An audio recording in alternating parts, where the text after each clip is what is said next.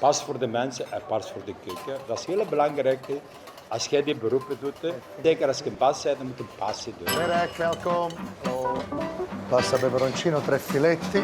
Allora, ci sono qua 3 filetti. Filetti a forno, li hai messi già? Prego, 18B. Cose, le varme giunte e tutto, perfetto. Quei due.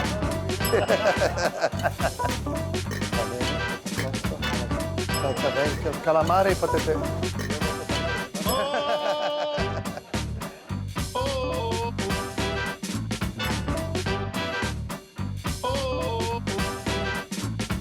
In 1977 zijn eigenlijk mijn ouders op huwelijksreis hier geweest.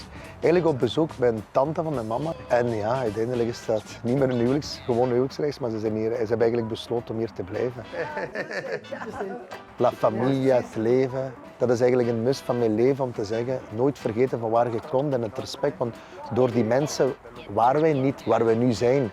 Dat is eigenlijk ook door het gevoel van Limburg dat we wel gastvrij zijn. Ook het volledige multiculturele. En het is eigenlijk ook, wordt ook hier eigenlijk gezegd la bella vita of gelijk in Italië. Dat is onze tweede huis, maar eigenlijk is onze eerste huis geworden. En ja, wij voelen ons eigenlijk ook heel goed. Ik denk ook anders dan we al lang terug waren.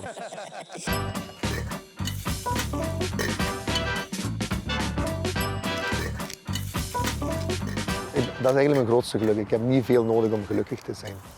Ja, dat is het leven. Wat ogen zien, producten zien. Dat is het must van het beste daarvan te maken. En dat kunnen we hier in Limburg zeker doen.